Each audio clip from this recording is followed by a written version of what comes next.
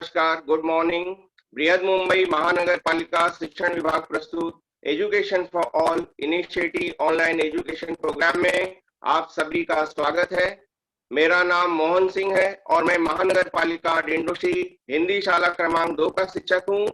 आज मैं 8वीं कक्षा का गणित लेने वाला हूँ और इस घटक का नाम है वैदिक राशियों के गुणनखंड। पिछली कक्षा में हमने एक पद वैदिक राशि क्या होता है, एक पद, द्विपद और त्रिपद के हमने गुणनखंड निकाला था। आज हम उसी क्रम को आगे बढ़ाते हैं। तो चलिए हम शुरुआत करते हैं।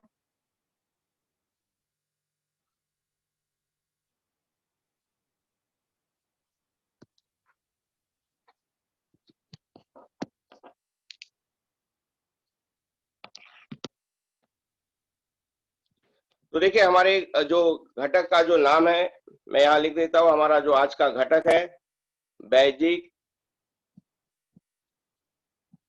राशियों के गुणनखंड।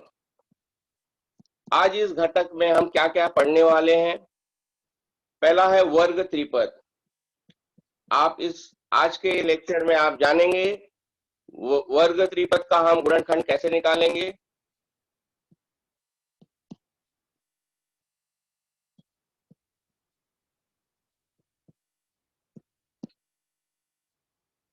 दूसरा, आज हम सूत्र का भी उपयोग करने वाले हैं। a घात 3 और b घात 3 का उपयोग करके हम गुणनखंड निकालेंगे। और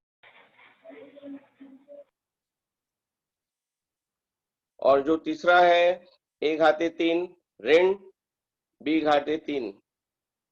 तो आज हम ये दो सूत्र का उपयोग करके गुणनखंड निकालेंगे और वर्ग त्रिपद क्या है उसका हम गुणनखंड निकालेंगे। तो चलिए मैं पहले आपको जानकारी दे देता हूं कि वर्ग त्रिपद किस रूप में होता है।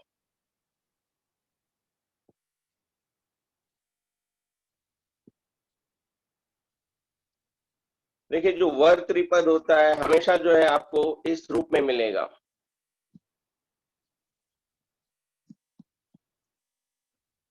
अब मैं यहाँ एक उदाहरण लिख रहा हूं। मैं पहले हम वर्ग त्रिपद की रचना कैसे होती है उसको आज हम समझ लेते हैं।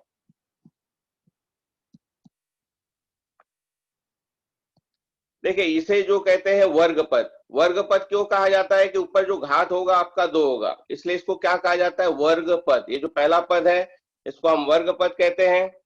और इस वर्गपद में क्या होता है, जो 5 संख्या जो 5 है, ये जो संख्या आपकी 5 है, ये 5 जो है गुणांक है और x क्या है, चरांक है।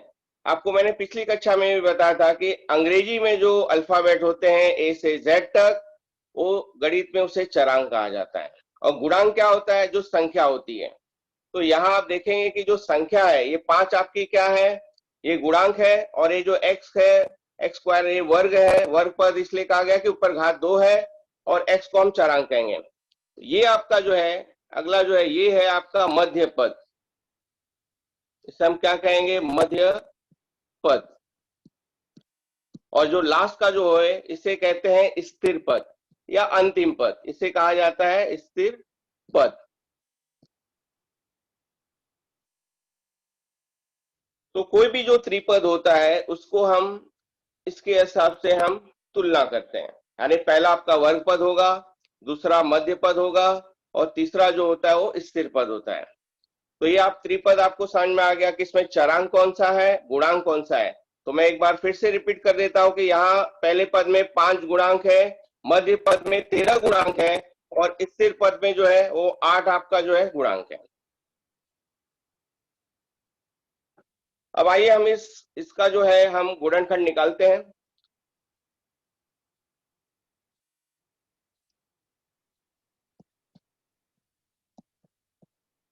इसके नियम क्या है। सबसे पहले आप क्या करेंगे कि जो भी आपका वर्ग पद का जो गुणांक है, यहाँ जैसे 5 है, इसका गुणा जो है आप अंतिम पद से कर देंगे या स्थिर पद से कर देंगे।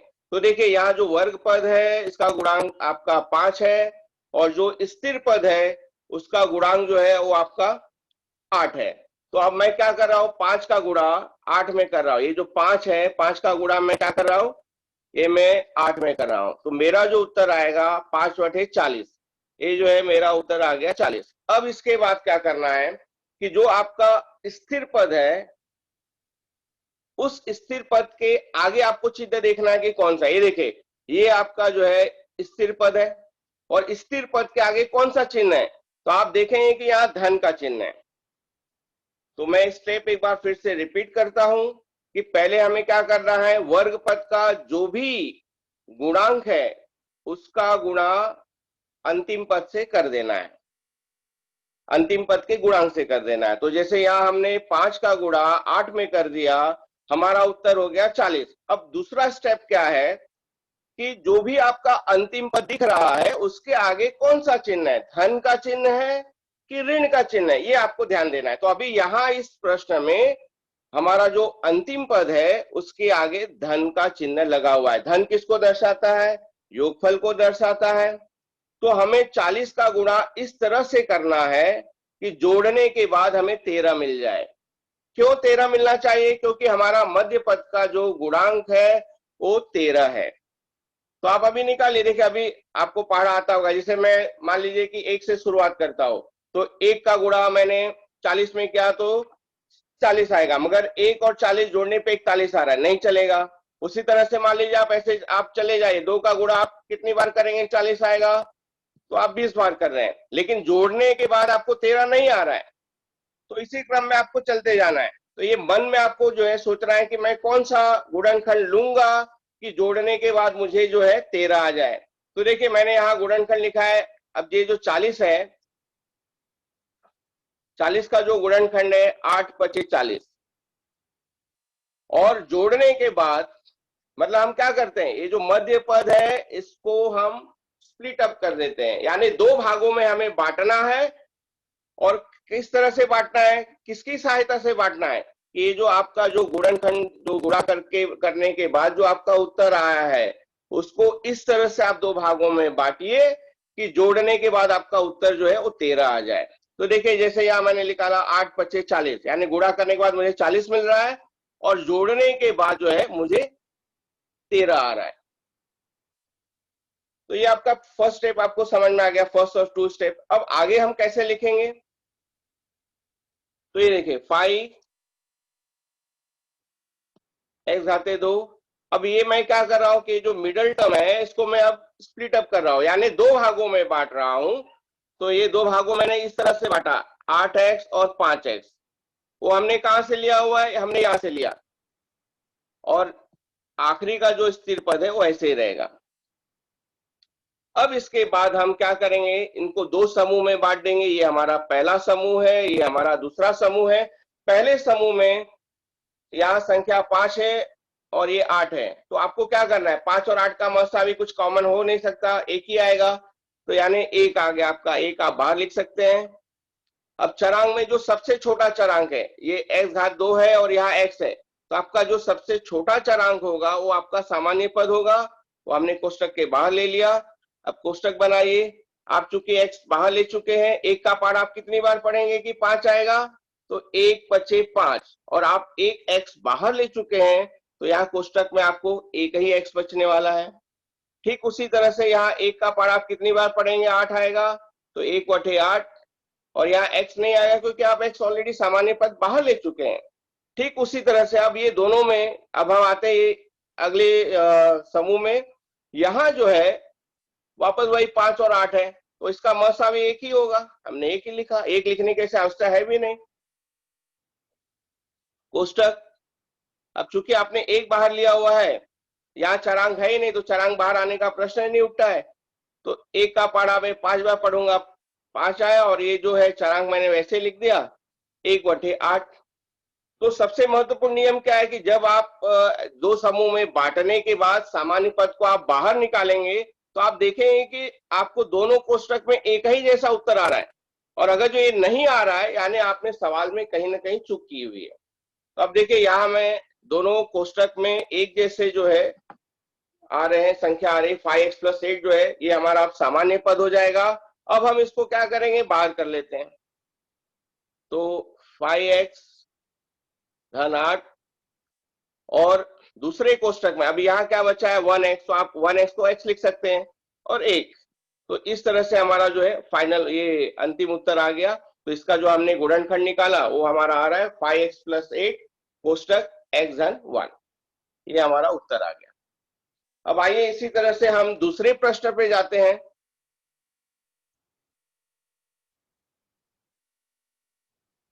अब देखिए जो दूसरा हमारा प्रश्न है,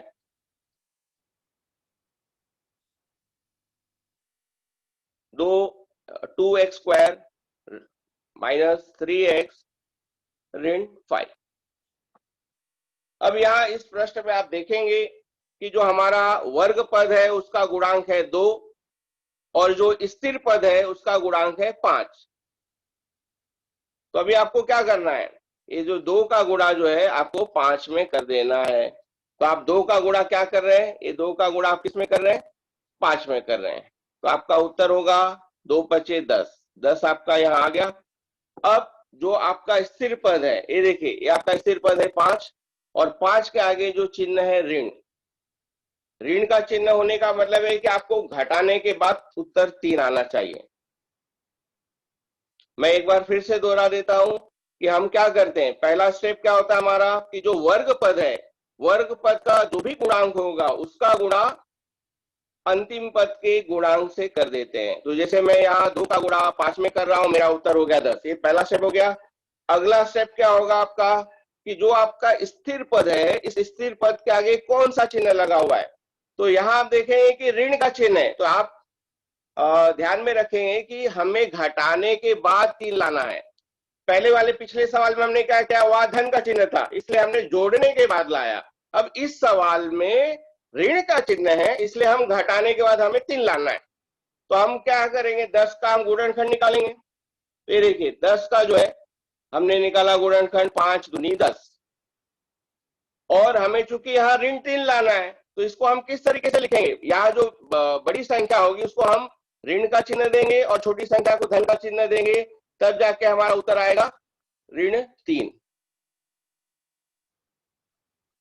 और आप एक चीज ये आपको अभी समझ में आ गया होगा। अब हम क्या करें, ये जो मध्य पद है इसके 2 टुकड़े करेंगे और 2 टुकड़े करके हम यहां लिखेंगे। तो जो हमारा नेक्स्ट स्टेप होगा अब वो होगा 2x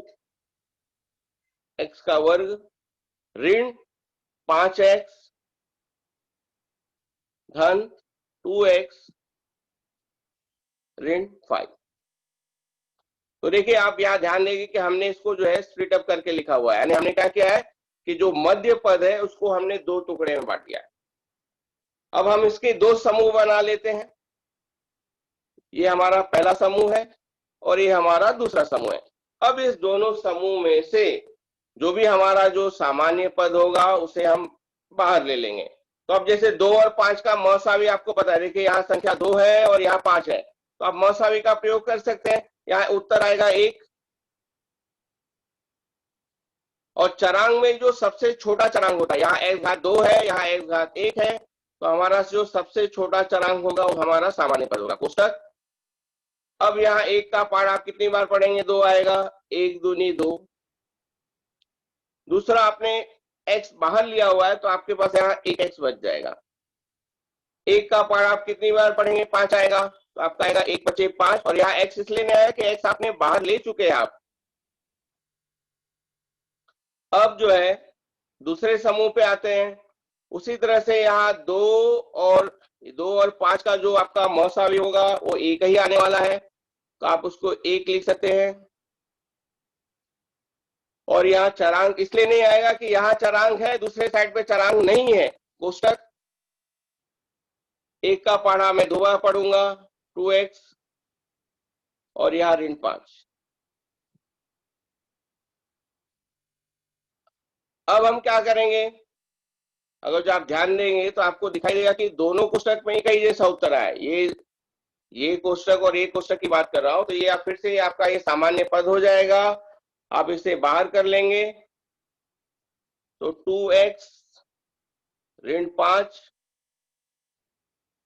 और यहाँ 1x, 1 लिखने की आवश्यकता नहीं होती है, x धन, यहाँ क्योंकि हमारा ये x बचा हुआ है 1x को हम खाली x लिखेंगे और यहाँ धन का चिन्ह है धन 1। ये हमारा उत्तर हो गया। तो इसका जो गुणनखंड है वो हमें मिल गया 2x ऋण 5 कोष्टक, और दूसरे कोष्टक में आएगा x धन 1। अब मैं अगले सवाल पे आपको ले चलता हूं। मैं एक सवाल और आपको बता देता हूं मैं।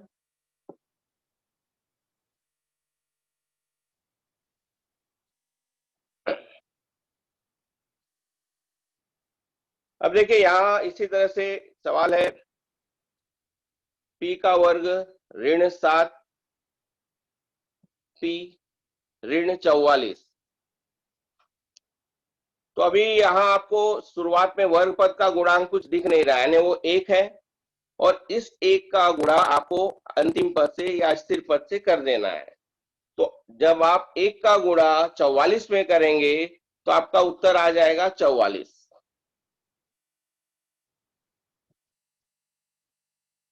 अब 44 का ये जो आपका जो स्थिर पद है उसके आगे चिन्ह आपको क्या दिख रहा है? ऋण का चिन्ह दिख रहा होगा।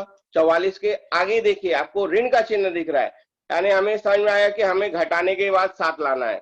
हम 44 का गुणनखंड इस तरीके से निकालेंगे कि घटाने के बाद हमारा उत्तर जो है 7 आना चाहिए।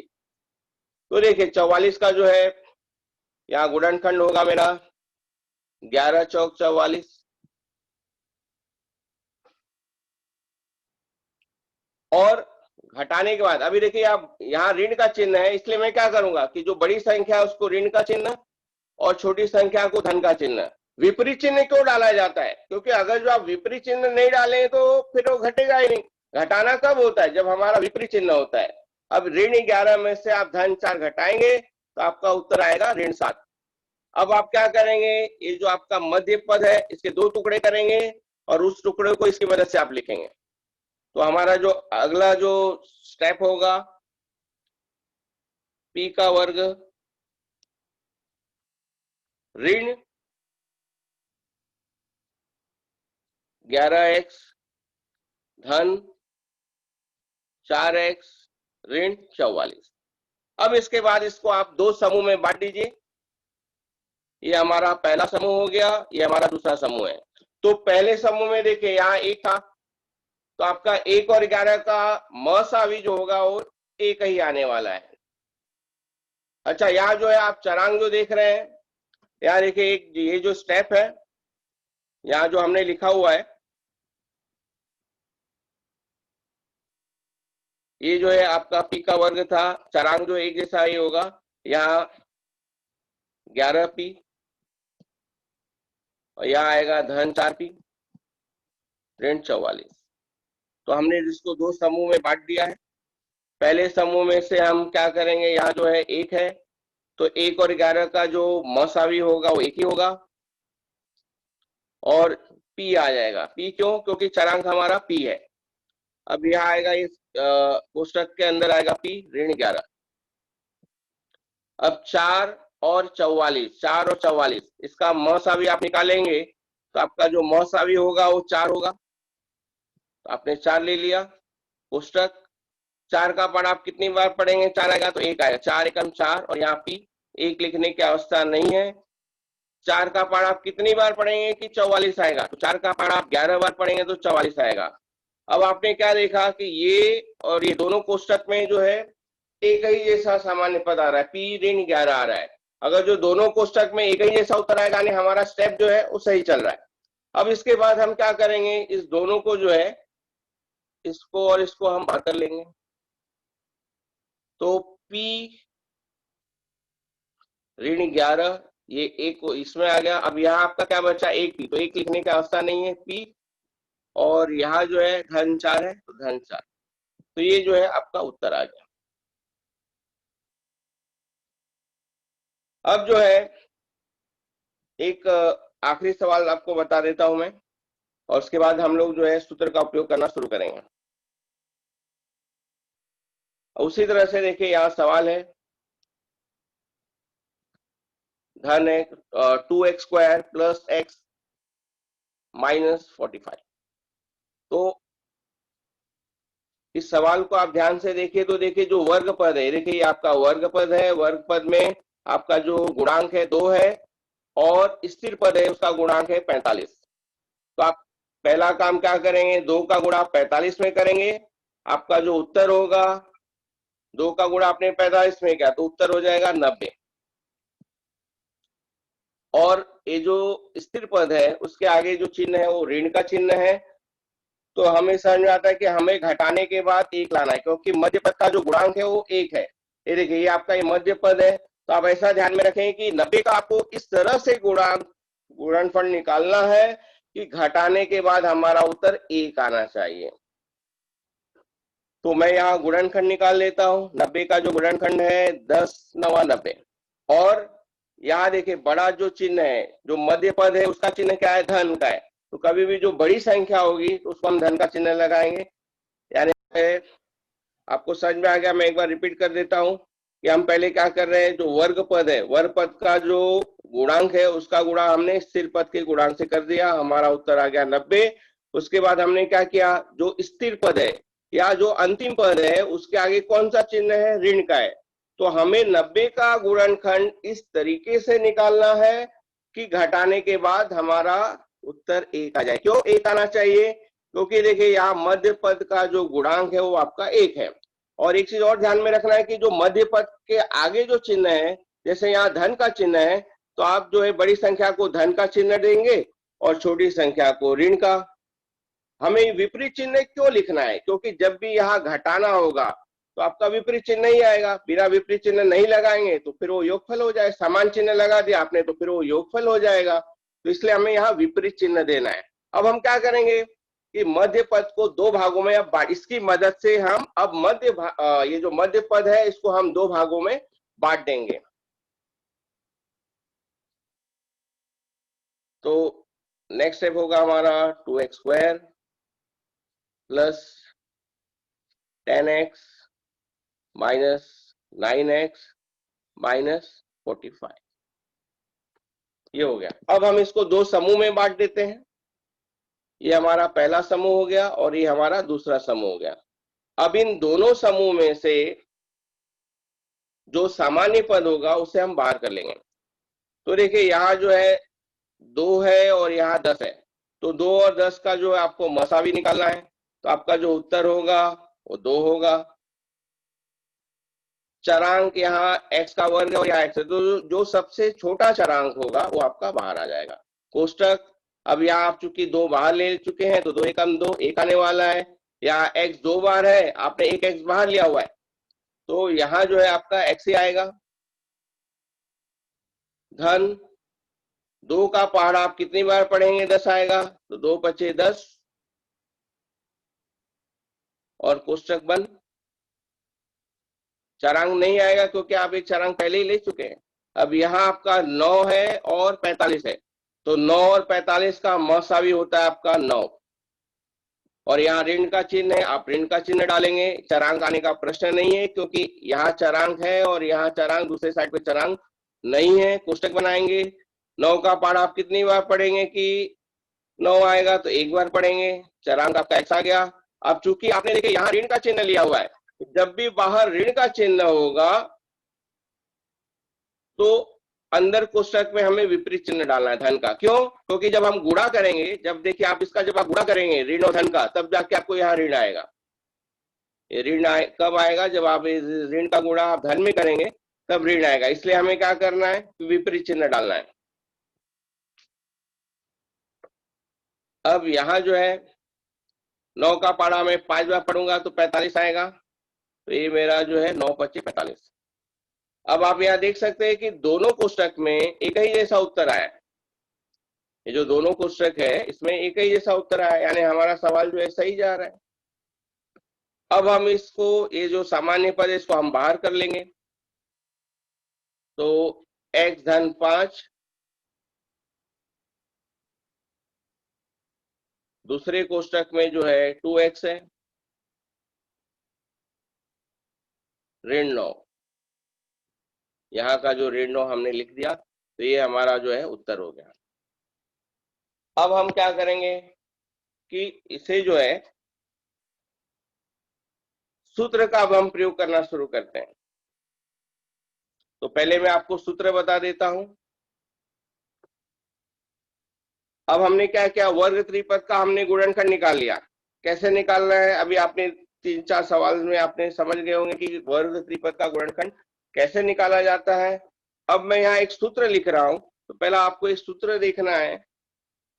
देखिए ये हमारा सूत्र है, a घाते 3 धन b घाते 3 बराबर a धन b,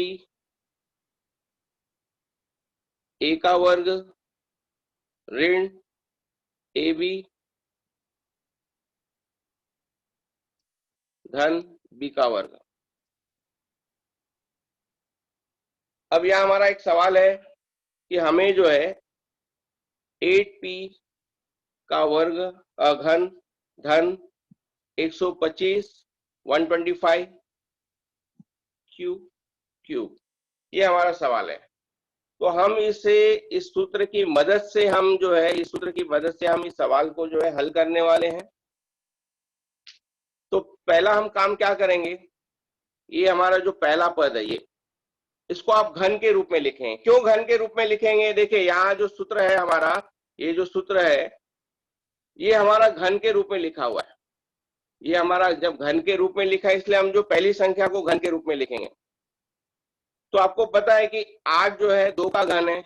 8 किसका घन है, 2 का घन है। और जो p है वो पहले से घन के रूप में दिया है, तो आप दोनों संख्या को एकत्रित करके घन के रूप में आप लिखिए। तो आपने एकत्रित करके आपने घन के रूप में लिख दिया। उसी तरह से जो अगली संख्या है 125, 125 जो है वो 5 का घन है और q पहले से घन में दिया है, तो हमने एकत्रित करके हमने घन में लिख दिया। अब आप इसको कैसे समझेंगे कि ये आपका जो पहला है ये a है, a का घन है, और जो 5q जो है वो आपका b का घन है। अब हम सूत्र का प्रयोग करेंगे। अब देखिए सूत्र में पहले आपको क्या बताया गया है, a धन b। a क्या है आपका 2p और b क्या है आपका 5q है। तो a धन b यानी आपका जो पहले कोष्टक में उत्तर आएगा 2p धन 5q। तो देखिए आपका जो उत्तर आएगा पहला कोष्टक में होगा 2p धन 5q। अब नेक्स्ट, अब हम कोष्टक बनाएंगे। देखिए यहाँ जो है a का वर्ग है, तो a क्या है आपका, यहाँ 2p है। a क्या है आपका 2p, तो 2p का वर्ग। ऋण का चिन्ह है, ऋण लगाएंगे। a क्या है आपका 2p है और b क्या है आपका 5q है। हम किसको करें, यहाँ a हमारा क्या था, ये 2p था, b क्या है हमारा 5q है। अब उसी तरह से यहाँ जो है b का वर्ग, तो b क्या है आपका 5q है।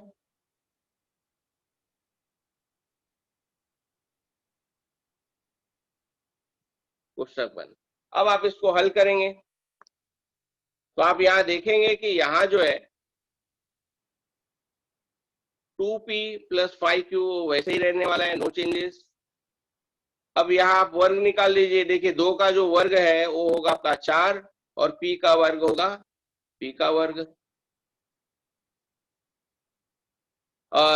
हम 2p का गुणा 5pq में कर रहे हैं, तो हम कैसे गुणा करेंगे, 2 का गुणा आप पहले 5 में कर लीजिए, उत्तर होगा आपका 10, और p का गुणा आप q में करेंगे तो pq। और यहाँ जो है 5 का वर्ग होगा आपका 25 और q का वर्ग हो जाएगा q का वर्ग। तो ये आपने जो है सूत्र की मदद से आपने जो है गुणनखंड निकाल दिया है। अब इसी क्रम में हम एक सवाल और ले लेते हैं। तो पहला आपको क्या करना है कि यहाँ जो सूत्र दिया गया है, ये देखिए ये आपका ये जो सूत्र है इसको आप अभी अच्छे से पढ़ लीजिए। यही सूत्र का हम बार बार प्रयोग करने वाले हैं। तो मैं अगला प्रश्न ले लेता हूं।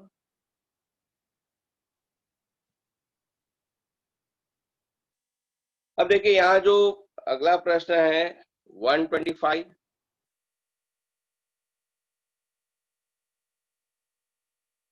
के क्यू प्लस 27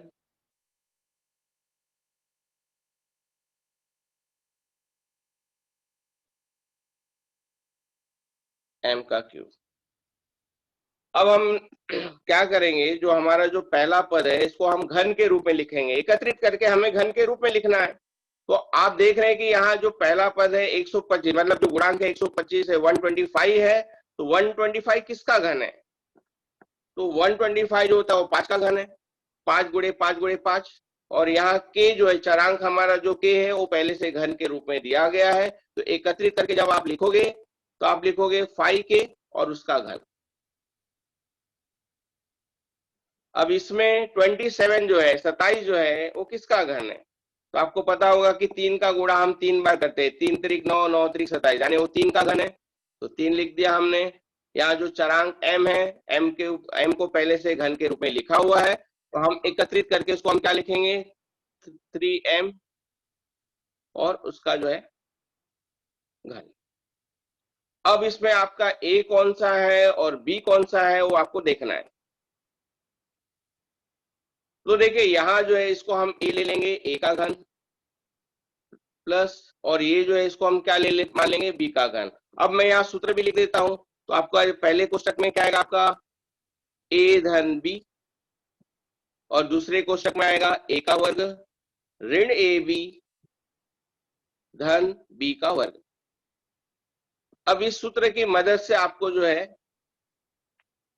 अगला स्टेप लिखना है। तो आप देखिए a आपका 5k है और b क्या है आपका 3m है। a जो है वो आपका 5k है और b का है आपका 3m, कोष्टक के अंदर हमें देखना है।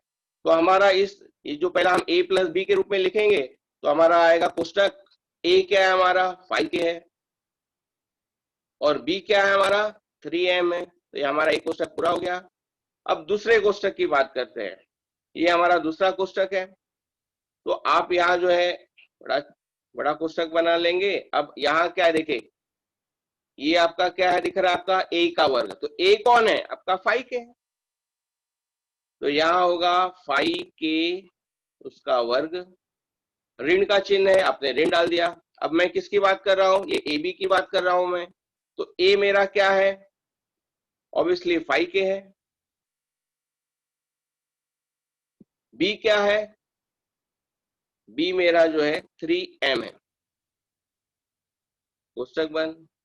अब यहाँ धन का चिन्ह है और अभी हम इसके बारे में बात कर रहे हैं, किसके बारे में, b का वर्ग। तो b हमारा जो है वो 3m है। तो हम यहाँ लिखेंगे 3m का वर्ग, कोष्टक बंद। अब जो है बराबर, तो देखिए इसमें कोई बदलाव होने वाला नहीं है, तो आप वैसे का वैसे लिखेंगे 5k प्लस 3m।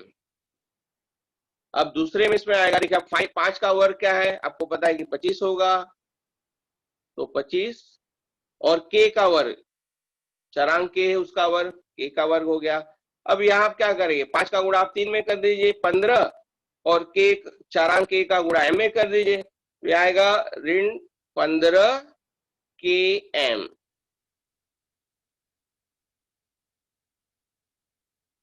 धन, अब 3 का जो वर्ग है, 3 का वर्ग होगा आपका 9, और चरांक m है तो m का वर्ग हो जाएगा m का वर्ग। तो इस तरह से आपने क्या किया, सूत्र का उपयोग करके इसका आपने जो है गुणनखंड निकाल दिया है। अब इसके बाद जो है थोड़ा सा और कठिन सवाल पे जाते हैं।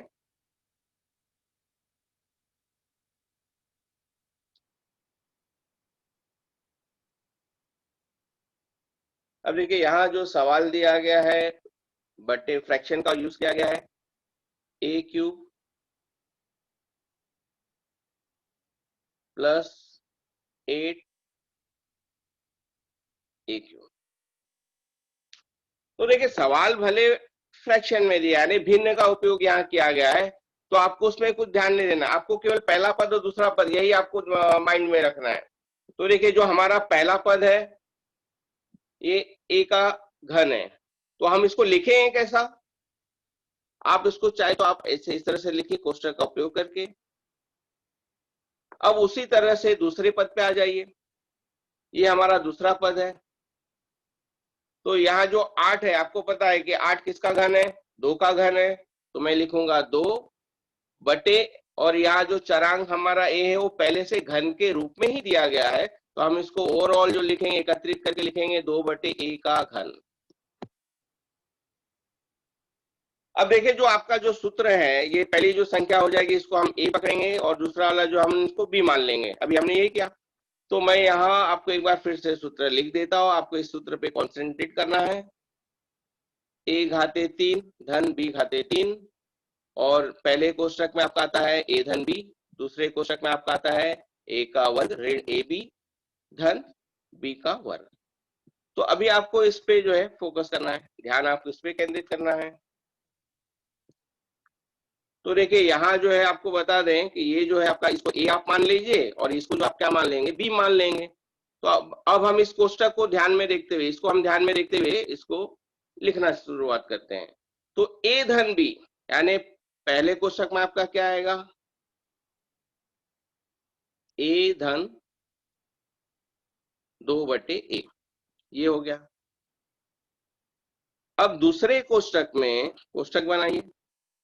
अब ए का वर्ग है तो ए का वर्ग यानी ए का वर्ग हो गया ऋण ए बी, तो यहाँ ये ए हो गया गुणे, यहाँ बी कहा गया तो बी क्या है आपका 2 बटे ए है, धन बी का वर्ग तो 2 बटे ए का वर्ग। तो अब देखिए यहाँ कोई बदलाव होने वाला नहीं है, तो ये आपका वैसे ही हो जाएगा, ये हो जाएगा आपका ए धन 2 बटे ए,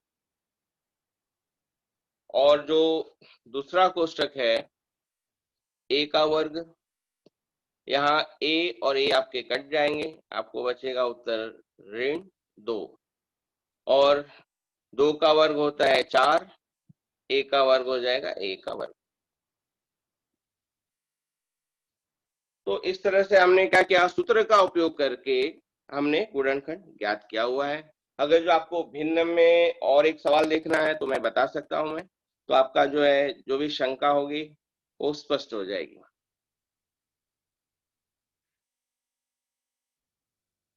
अब देखिए इसी क्रम में हम एक सवाल लेते हैं, यहाँ 1 प्लस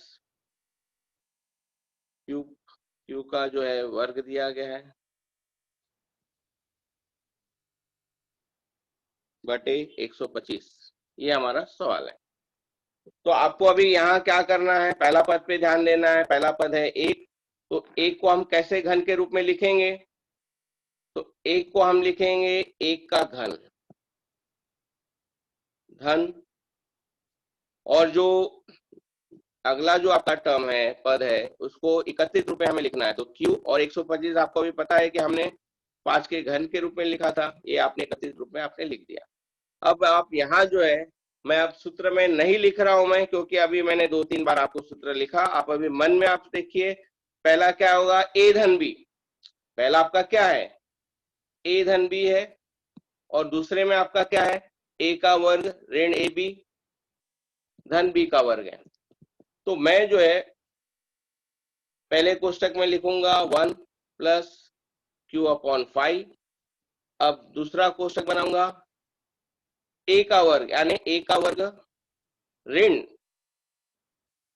ए बी, तो ए 1 है और जो बी है मेरा वो क्यू अपॉन 5 है, बी का वर्ग यानी क्यू अपॉन 5 का वर्ग, कोष्टक बंद। तो पहले उसमें पद में कोई बदलाव नहीं है, तो 1 प्लस क्यू अपॉन 5, दूसरे कोष्टक में आपका आएगा ए का वर्ग हो गया 1, यहाँ आप इसका गुणा कर रहे हैं तो q का गुणा 1 में करेंगे तो आपका q होगा, और नीचे आ जाएगा 5। किसी भी संख्या में 1 का गुणा करने पे हमें वही उत्तर मिलता है, धन q का वर्ग बटे 5 का वर्ग होगा आपका 25। तो इस तरह से हमने जो है सवाल पूरा कर दिया है। अब मैं आपको जो है गृह कार्य पे ले चलता हूं मैं। आशा करता हूं कि आपको यह घटक समझ में आया होगा। कक्षा 8वीं की नई नई वीडियो देखने के लिए हमारे इस चैनल को लाइक और सब्सक्राइब करें, शेयर करें, साथ ही बेल आइकन को प्रेस करें ताकि आपको नए नए वीडियो में नोटिफिकेशन मिलते रहें। धन्यवाद। अब मैं आपके साथ गृह कार्य शेयर कर देता हूं।